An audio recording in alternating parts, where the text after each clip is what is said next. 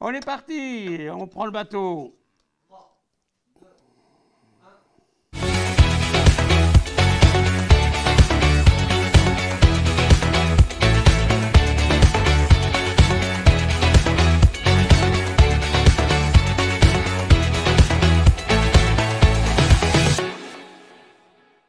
Eh bien, nous voici donc encore un nouveau vendredi sur mon quotidien TV et je tiens toujours mes promesses, ainsi que quand je parie. Vous savez, je suis un des fanatiques à dire pile je gagne, face tu perds.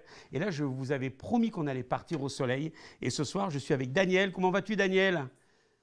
Très bien, merci par on a, un, l'opportunité d'être avec vous. on a un petit décalage, mais c'est normal, hein, les distances sont là. Et Daniel, il est en direct d'un pays de rêve qui est Uruguay, dans Punta une del Este, une petite ville qui ville. s'appelle Punta del Este. Tu nous fais rêver là. Ouais, ouais, c'est pas une petite ville. Vraiment, c'est un banlieue très reconnu dans le monde entier. Punta del Este. Avant de te poser plein de questions, parce que j'ai plein de questions à te poser, la journée type, quand on est comme ça sur un pays de rêve, c'est quoi? C'est plage, surf, au On boulot. travaille comme tous les mondes. On Ah travaille comme bon, tous les mondes. mince. Moi, j'allais Les- déménager pour faire du surf tous les jours. Exactement. Mes vacances sont finies. Alors, je travaille, mais je travaille beaucoup de la maison. Et alors, je suis en train de faire des interviews et après aller à la plage. Ma famille est à la plage. Et en Ah, quelques carrément. minutes, après notre interview, je vais partir à la plage pour passer Et, et avec comment eux veux-tu quelques que je moments. travaille? Comment veux-tu que je travaille quand tu me dis que dans 20 minutes, tu pars à la plage? Alors que Bon, nous, il doit faire 5 degrés maximum. Daniel, je suis bien très ici. content d'être avec toi. Il y a tellement de choses à dire parce qu'on peut parler de mode, on peut parler de sociétés importantes, on peut parler de ton parcours qui est incroyable. Je voudrais que tu te présentes en quelques mots à nos auditeurs qui te regardent et qui ont envie de rêver avec ton parcours. Oh, ok, yeah, ok. Ce que je fais pour travailler, je suis directeur dans une association entrepreneuriale mondiale américaine fondée en Houston, Texas. Et alors, mon travail est dans l'area, la responsabilité sociale entrepreneuriale. Et alors, ce que je fais tous les jours est faire un effort pour améliorer le monde avec l'aide des entreprises qui sont part de notre association. Nous travaillons avec le pacte global des Nations Unies vers l'objectif d'un monde meilleur. Quel beau projet, C'est merveilleux. J'aime ce que je fais. Je dois j'imagine. travailler avec des compagnies de tous les mondes, de tous les secteurs, personnes de différentes cultures.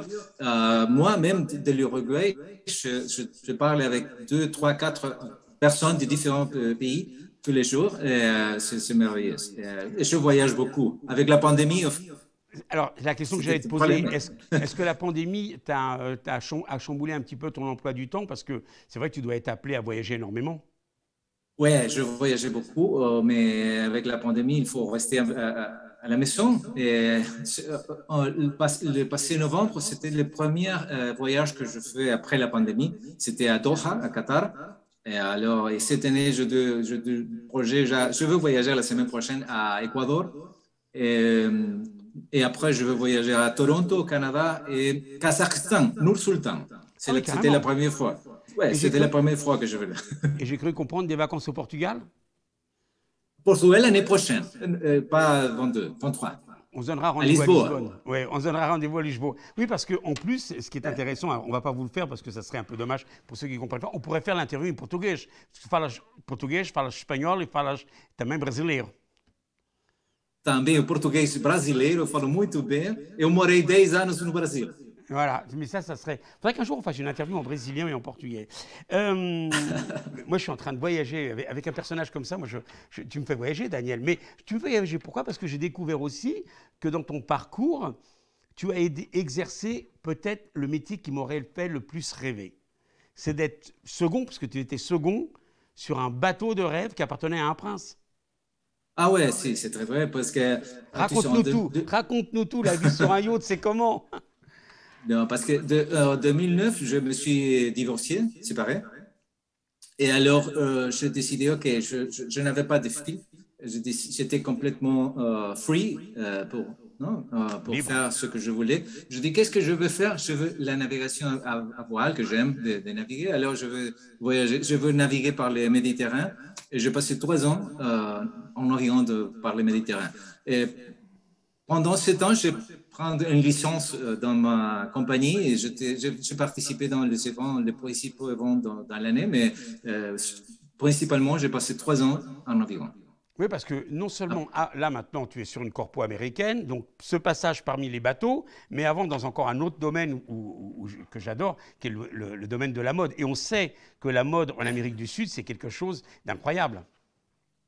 Oui, c'était bien, mais bien sûr que la France, c'est la Mecque. La France, c'est la principale destination de la mode. Mais c'était beau parce que quand j'étais jeune, comment est-ce qu'on dit, j'étais en contact avec le monde de la mode. J'étais éditeur d'un magazine de mode et alors je devais voyager beaucoup pour les semaines de la mode de Paris, la Bien semaine de sûr. la mode de Milan, Londres, Barcelone. Je visitais tous les semaines de la mode et on faisait des reportages. Et c'était comme je connais un bon ami que j'ai à Paris. Je pense qu'on connaît le même ami, hein. D'ailleurs, Ah on ouais. t'attend pour te faire découvrir certaines nouvelles adresses à Paris. Euh, on va quand même parler un petit peu de mode, parce que moi, je suis quelqu'un qui adore les Ah, vêtements, c'est vrai. et une autre chose, je suis italien aussi. Hein. Ah oui. J'ai habité Ah. à l'Italie, j'ai la Toscane, dans une petite ville merveilleuse qui s'appelle Viareggio. Alors moi, la seule ville que je connais en Italie, c'est une ville qui s'appelle Maranello, et tu sais pourquoi? Pourquoi? Maranello. Moreno. Maranello, c'est la Maranello. ville où des voitures jaunes ont vu le jour, la marque la plus mythique au monde, Ferrari. Ah, ok, c'est pour ça. Ah, Euh, ouais, ah ouais, tu bah aimes la après, voiture. alors j'aime bien les pâtes aussi, je te rassure, et le spritz, c'est le martini et tout. C'est vrai que l'Italie est un pays qu'il faut visiter. On a un accueil exceptionnel. Moi, je suis chaque fois que je vais en Italie, je reviens avec les larmes aux yeux, j'ai envie de repartir aussi vite. Avec, entre autres, ceux qui ne connaissent pas, faut aller, toi, je pense que tu l'as fait, Venise, qui est vraiment un des fleurons du tourisme. Euh, Avant de repartir sur un autre sujet, la mode aujourd'hui, je pense que quand on a travaillé dans le monde de la mode, on garde toujours un œil sur ce qui se passe dans les rues, comment les gens s'habillent. L'Uruguay, c'est quoi? C'est plutôt européen, plutôt américain? C'est plutôt européen. Plutôt européen? Si, notre constitution est basée sur la constitution française, par exemple. Il Ok. y a une culture française très importante. Euh, nous sommes majorité espagnole, italienne, mais la culture française, c'était dominant ici. En sachant Euh, que si. Ouais, en sachant qu'aujourd'hui, tout ce qui est haute couture reste bien sûr en France, puisque les grandes maisons sont toujours ici. Mais par contre, sur le prêt-à-porter, on voit de plus en plus de pays comme l'Italie, comme l'Espagne, avec des grandes marques, pour ne pas les citer, sinon on va faire de la publicité, et Londres qui reviennent et qui proposent énormément de choix. Et on voit de plus en plus aussi également de marques d'Amérique du Sud qui pointent le bout de leur nez en Europe en disant, voilà, c'est les nouvelles tendances, est-ce que vous allez nous suivre ou pas? Et c'est vrai qu'il y a des choses très intéressantes. Ouais, nous habitons dans un monde globalisé et alors on Ouais. peut découvrir des choses merveilleuses dans tout le monde. Et la France, c'est un pays où les Français ils sont ouverts à connaître, à chercher dans le monde qu'est-ce qu'il y a de bon Oui. et le reconnaître. Voilà, c'est un pays qui, les Français sont des gens très importants pour comprendre des cultures, pour la promotion des cultures. Et Mais d'ailleurs, quand on parle de la mode, nous parlons de 30 ans après dans ma vie. mais C'est une dis-moi quand chose même, qui est ou non, mais c'est dans le passé. tu gardes quand même un œil sur ce qui se passe dans le monde de la mode, non? On peut pas Oui, effacer, ouais. Ouais. toujours, toujours. Ouais, ma femme, il me dit toujours, c'est pas possible que tu aimes mieux de voir un défilé de mode qu'un jeu de football. Qu'est-ce Alors, que je je veux suis faire? de ton avis. Je suis de ton avis, sauf quand c'est du football féminin. Ah C'est beaucoup plus bon, c'est bien, artistique. c'est Ouais. une bonne idée. Ça, c'est une très bonne idée.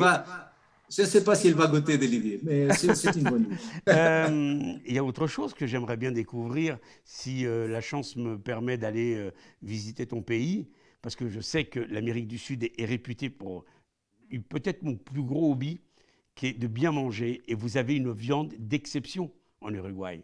La Oui, viande la rouge, viande c'est une des uruguayenne. meilleures au monde. La viande rouge uruguayenne est reconnue dans le monde entier. Euh, les prix pour la viande uruguayenne est plus cher encore que l'Argentin. Ah, Nous sommes carrément. dans un niveau très... Ouais, exactement. D'accord. Ah, alors, si vous invitez de venir à l'Uruguay et manger de la bonne viande rouge avec un vin tanat.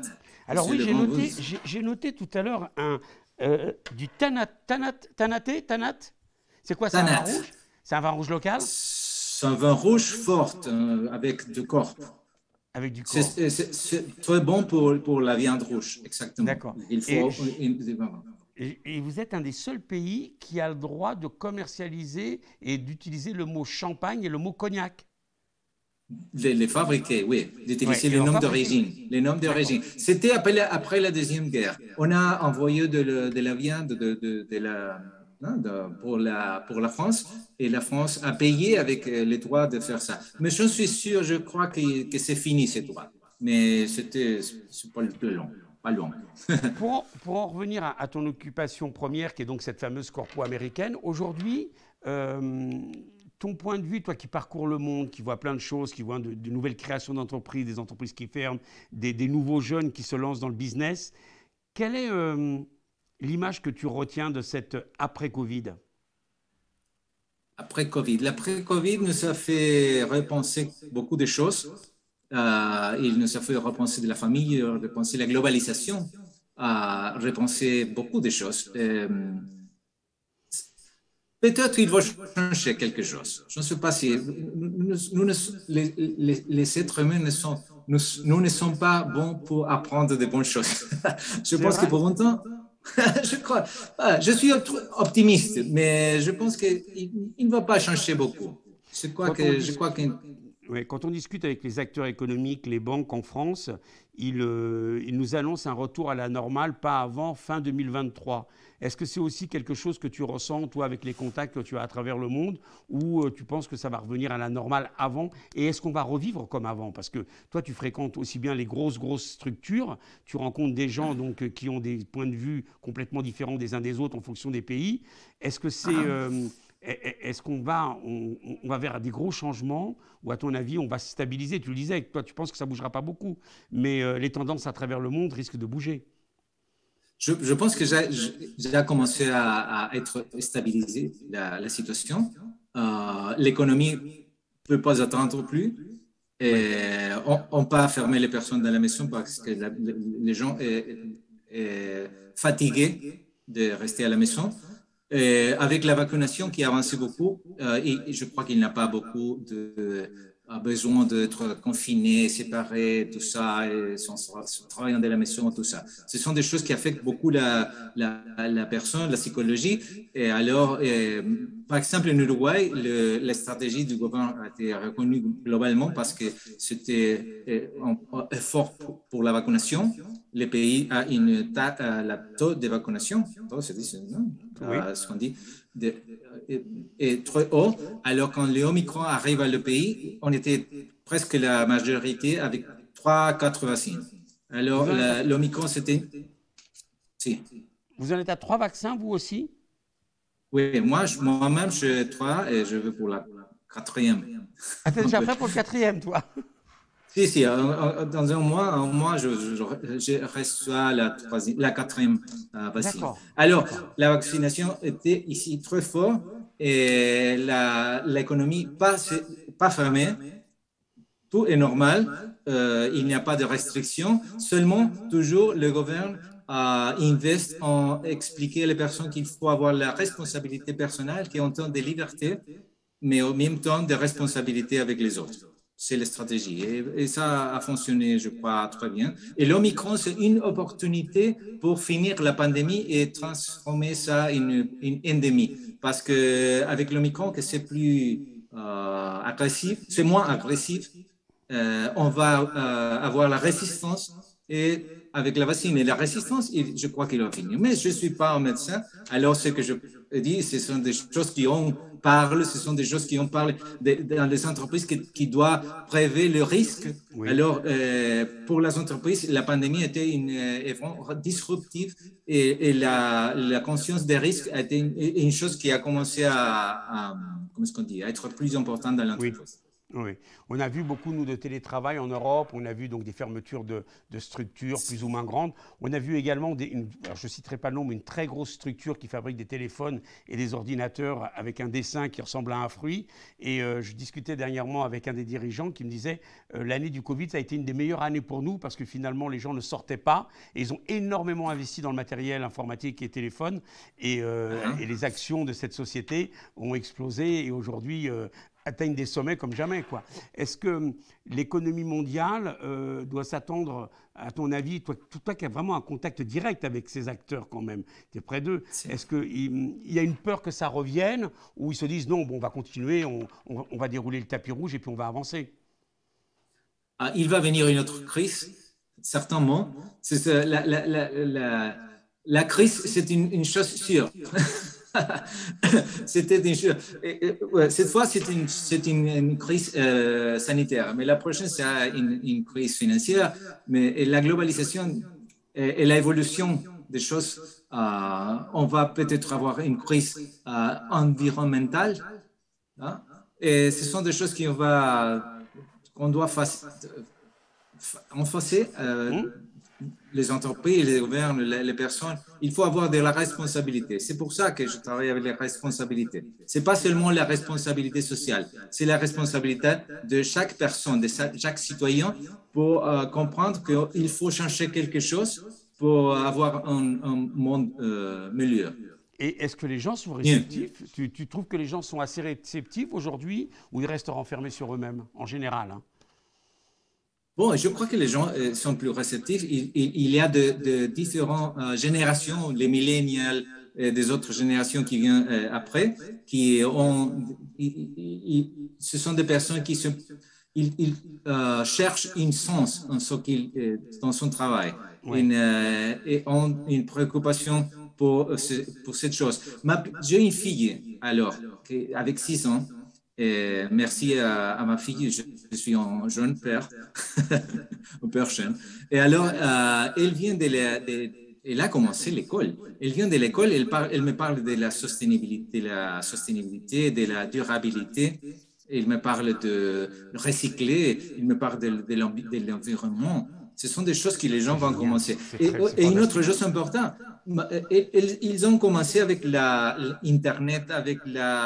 toute cette technologie. Ce sont des générations complètement différentes. Et il y a des choses que même c'est difficile pour moi et pour nous de comprendre. Les bitcoins, the metaverse, there's artificial intelligence.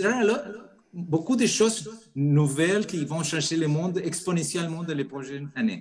Ouais, je te rassure, Il y a je suis dans le même cas que toi, hein, je suis pareil. Et je dirais même que j'ai l'impression que ça va beaucoup trop vite aujourd'hui. trop vite, c'est ça. La pandémie a accéléré une tendance qu'il y avait. Il y avait une tendance, hein, pour l'informatisation, tout ça. Mais la pandémie a accéléré notre monde, incroyablement. Et le monde va être complètement différent. Dans quelques ans, il y avoir une voiture électrique qui va te porter pour l'air à ton travail, tu vas rester à la maison, holographique. Il y a beaucoup de choses qui vont. euh, J'aimerais, j'aimerais voir ce futur. Tu me prépares justement la question suivante. Je voulais juste savoir en quelques mots comment l'Uruguay, qui est un pays où le soleil est quand même omniprésent, vous gérez tout ce qui est énergie solaire, voiture électrique et tout. Pour toi, tu penses que vous êtes en avant par rapport aux autres pays ou le pays tarde aussi? Complètement. Tu sais combien de l'énergie du pays est renouvelable? Presque 100%. Ah oui? Presque 100% de l'énergie qu'utilise l'Uruguay est renouvelable. D'accord. Il vient de fleuves, il Oui, vient de l'air, de hein, l'éolien. éolique, solaire et Oui, hydro pour tout ce qui est hydro. marin. Exactement, c'est ça. Presque 100%. On a, bien sûr, comment est-ce qu'on dit, backup thermal, backup. Mais le backup, c'est seulement pour les cas, par exemple, en temps de climat qui ne permettent pas, par exemple, quand il est trop sèche et le fleuve n'a pas l'eau pour faire marcher les turbines, alors tu as besoin d'un backup, right? Ce que tu me dis là, c'est marrant parce que moi, je suis souvent au Canada et les Canadiens, un jour, enfin les Québécois, un jour me disaient, enfin, des amis québécois, nous, on a pris 50% de ce qu'il y avait de bon aux États-Unis, 50% de ce qu'il y avait de bon en France, en Europe, et on a créé le Québec. Et vous, vous êtes la vieille Europe. Et quand je t'écoute, j'ai l'impression que j'ai encore le même discours. J'ai l'impression que d'avoir l'URUE qui a fait ce qu'il fallait avant pour en arriver là aujourd'hui, et que nous, on a encore quelques années en arrière, quoi. Ah, ah. Ouais, vraiment, l'URUE, c'est un pays que je suis très orgueilleux, so proud. Tu dois m'aider, mon français, c'est pas bon. Mais c'est un pays incroyable. C'était, comme est-ce que je vous avais dit, Fier. la Suisse de l'Amérique. Tu es fier de ton Hein? pays. Tu es Fier, de je ton suis pays. fier. C'est un pays pour être fier, vraiment. Ouais, mais tu as raison, mais tu as totalement raison. Et alors, on a une large tradition démocratique. C'est un pays sûr, c'est un pays avec des merveilleuses conditions d'investissement pour investir. Il y a beaucoup de compagnies mondiales qui viennent à l'Uruguay parce que c'est un pays tranquille, avec de la sécurité, avec la stabilité. C'est un pays naturel. Ah, je vais bien sûr. Mais le problème, tu sois bienvenu. Mais après, oui, je t'écoute. Tu peux te déménager, mais après 2023, parce que je vais visiter Lisboa et je sais que tu habites prochain à Lisboa et que c'est moi, je très avec bien. un grand plaisir, on ira se faire de ce qu'on appelle, tout à l'heure tu parlais des saudades. Moi, eu tenho saudades do peixe espadarte, grelhado, com batata et com sal. Ils ne vont pas tous comprendre, mais nous, on a compris. On arrive à la fin de l'émission. D'ailleurs, je vais me faire disputer parce que je dépasse de 2 minutes. On va avoir des élections en France. Si tu avais un message à faire passer au futur président, sans tenir compte de d'où il vient, qu'est-ce que tu pourrais dire au futur président français qu'il fasse tout de suite pour que ça aille mieux? C'est difficile de conseil pour un président. Tu m'as mis dans un problème. Mais c'est seulement de voir, excuse-moi, mais tout à l'heure, de contempler. Que tu Okay, étais c'est un conseil. Que tu étais l'équivalent de notre numéro 1 du journal télévisé en France il y a de ça 30 ans. Et d'ailleurs, ça m'a complètement déstabilisé. Tu vois, je dépasse les gens. Mais parce qu'il est mon ami,